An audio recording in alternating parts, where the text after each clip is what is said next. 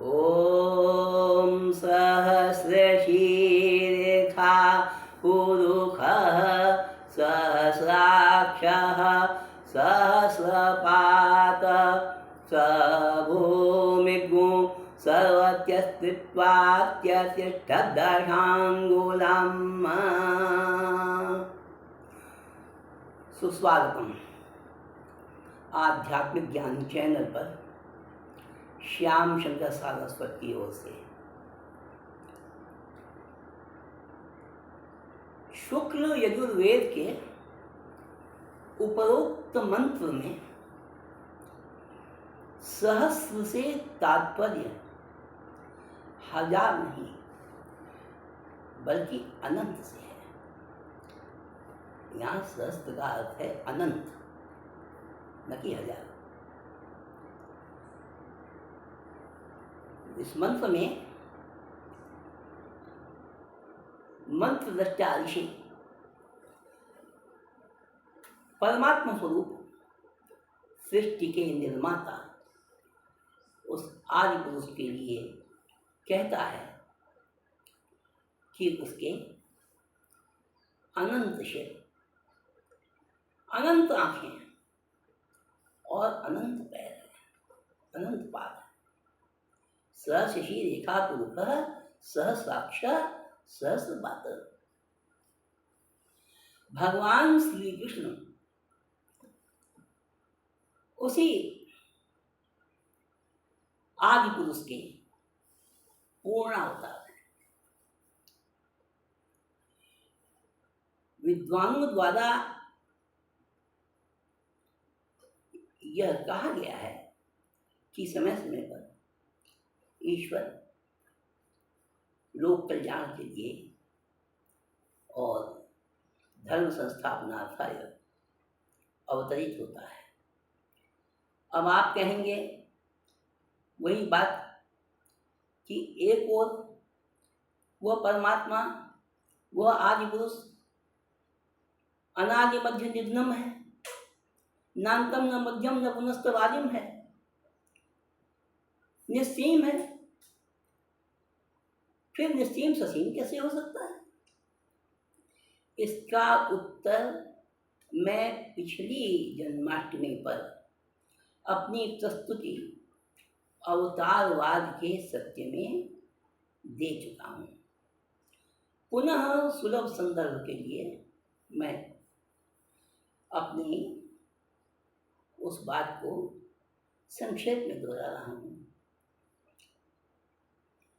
शुक्ल यजुर्वेद का पुरुष सूक्त उस सृष्टि निर्माता परमात्मा स्वरूप आदि पुरुष की महिमा में कहता है, यत्पुरुषेण हविखा देवा यज्ञमतन्वत वसंतो स्यासीदाद्यं ग्रीष्मैर्मा शरदवे।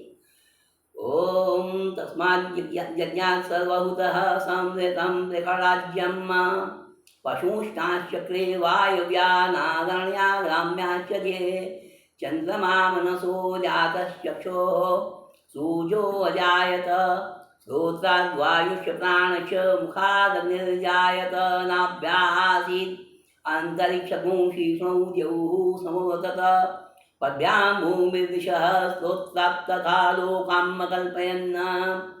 ये महिमा है उसकी। सब कुछ उसी के द्वारा रचा गया है। समस्त सृष्टि का वह मूल आधार है, समस्त सृष्टि का निर्माता है। जो जब वो इतना सब कुछ कर सकता है तो क्या अपने लिए एक दिव्य शरीर की रचना नहीं कर सकता? यदि नहीं कर सकता तो फिर उसका सर्व सामर्थ्य किस बात का कर सकता है? और यही अवतारवाद का सत्य है, यही अवतारवाद का मुख्य आधार है।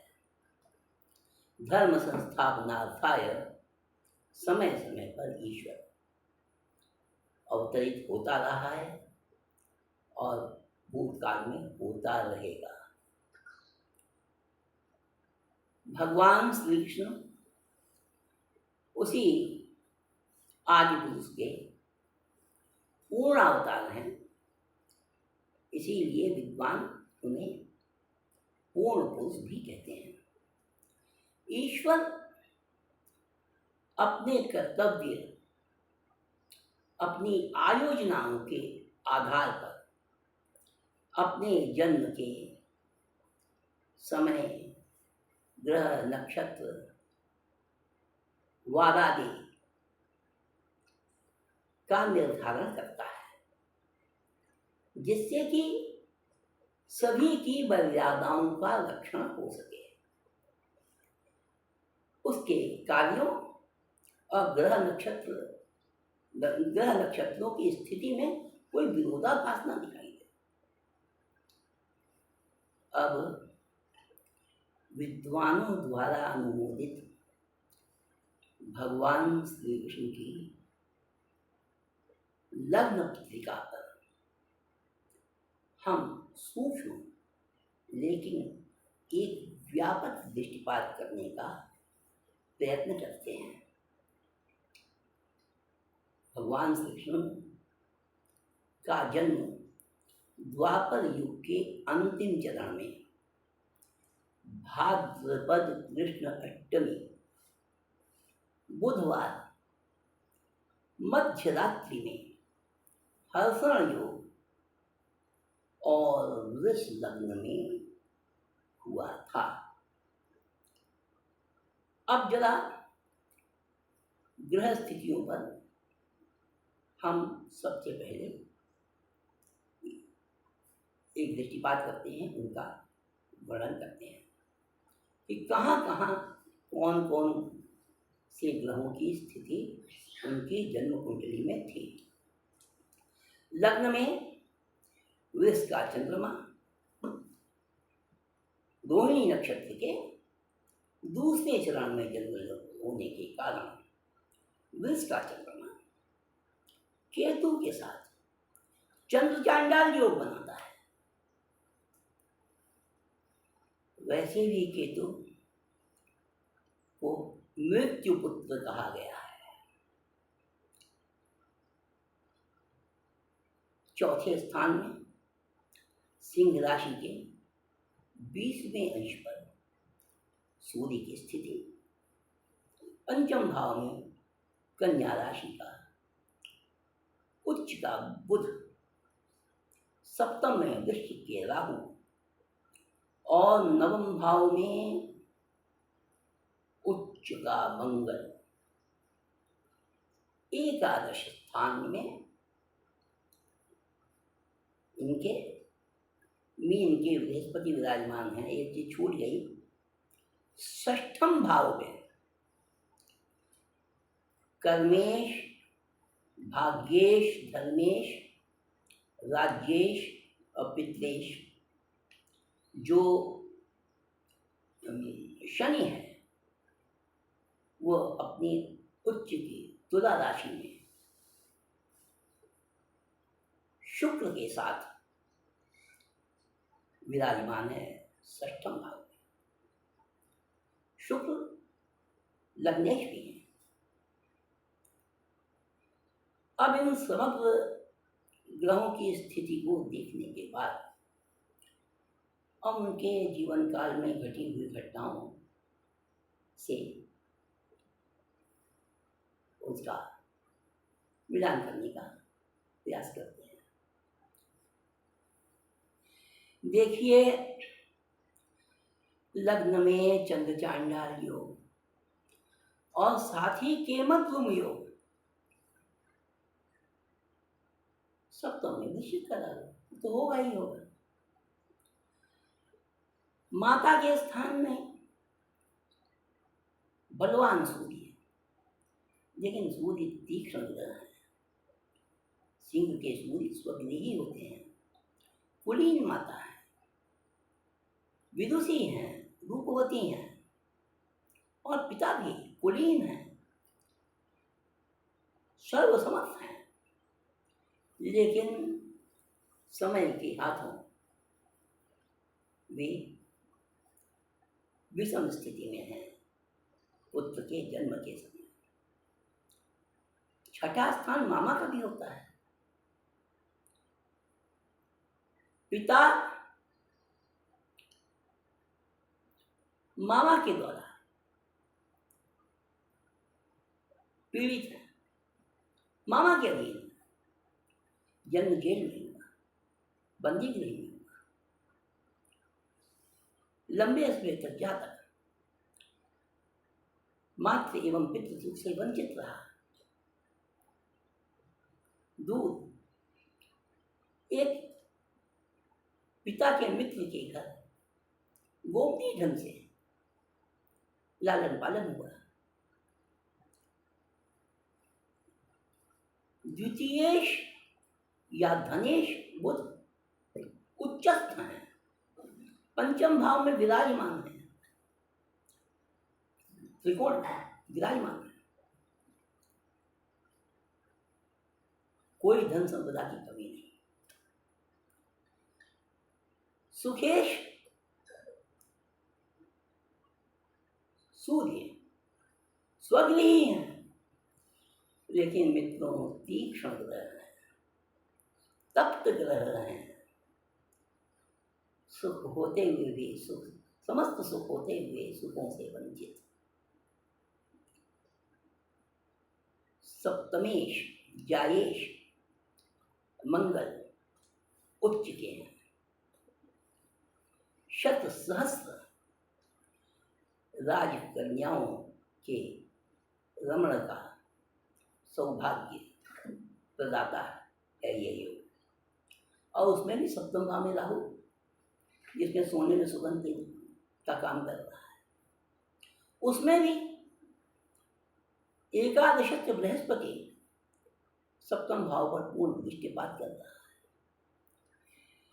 लेकिन सब कुछ होते हुए भी श्री कृष्ण इन सब से उदासीन, निष्क्रिय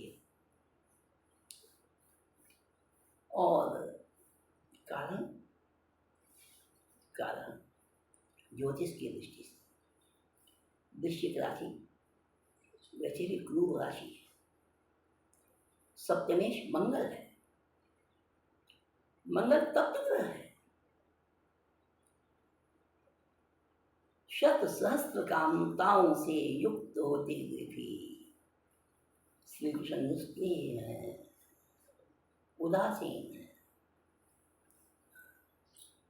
बिल्कुल ऐसे धन है, संपत्ति है, शस्त्र शस्त्र कामताएं हैं, पराक्रम, लाभेश बृहस्पति पराक्रम पर उच्च दृष्टि डाल रहा है। वही पराक्रम स्थान है, वही कुटुंब स्थान भी है, दोनों में वृद्धि कर रहा है, दोनों के लिए वो कारक है। लेकिन अफसोस देखिए, शनि भी वो कुटुंब स्थान पर पूर्ण दृष्टिपात कर रहा है। 3 और 10 को शनि पूर्ण दृष्टि से देखते हैं। तो जो उच्च के शनि हैं वे कुटुंब स्थान पर पूर्ण दृष्टिपात करके कुटुंब के सुख को कम करते हैं, उसके सुख को के क्षय के कारण हैं। मनुष्य को जितना मोह हो उसी के हिसाब से बात करनी चाहिए। प्रसंग भगवान श्री कृष्ण का है।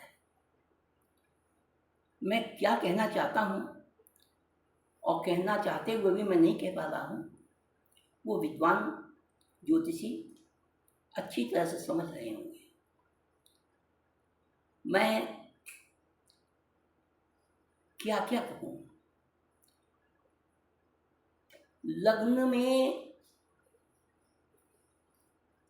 लग्न का जो स्वामी होता है यदि षष्ठम भाव में होता है तो परिवार में जातक के को लेकर किंचित विग्रह भी होता है।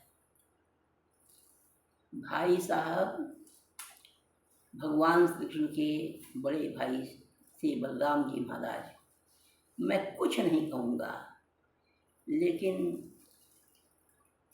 कुछ विषयों पर भगवान श्री कृष्ण और उनके बीच के मतभेद सर्वविदित हैं। भगवान श्री कृष्ण के जीवन की महत्वपूर्ण घटना महाभारत को भी लेकर दोनों में इतने मतभेद थे कि भगवान जी महाभारत के पूर्व तीर्थ यात्रा पर चले गए थे। एक बार जब समग्र रूप से इस जन्म पत्रिका पर, इस लग्न पत्रिका पर दृष्टिपात करता हूँ तो विषाद में डूब जाता हूँ। हे परमात्मा, तूने अपने लिए कैसी लग्न पत्रिका का चयन किया। सारा जीवन विषाद, संघर्ष, झंझावात और दुखों से सराबोर रहा। किसके लिए? धर्म संस्थापनार्थाय, पृथ्वी का भार हरण करने के निमित्त, साधु संतों का रक्षण करने के निमित्त। बस संक्षेप में यथा संभव और जितना उचित था मेरे जैसे व्यक्ति के लिए, उतना मैंने इनके लग्न पत्रिका के विषय में आपके समक्ष अपने विचारों को रखा। इससे ज़्यादा कुछ जानते हुए भी बोलना शायद मर्यादा का किंचित उल्लंघन होगा। मैं अंत में भगवान श्री कृष्ण के इस वंदना के साथ अपनी वाणी को यहीं विराम देता हूँ। वसुदेव सुतं देवं कंस चाणूरमर्दनम देवकी परमानंदम कृष्णम वंदे जगद्गुरु। आप सभी को आगत जन्माष्टमी की हार्दिक शुभकामना के साथ मैं श्याम शंकर सारस्वत अब आपसे विदा लेता हूँ। ओम तत्सत। जयति सनातन धर्मः। ओम।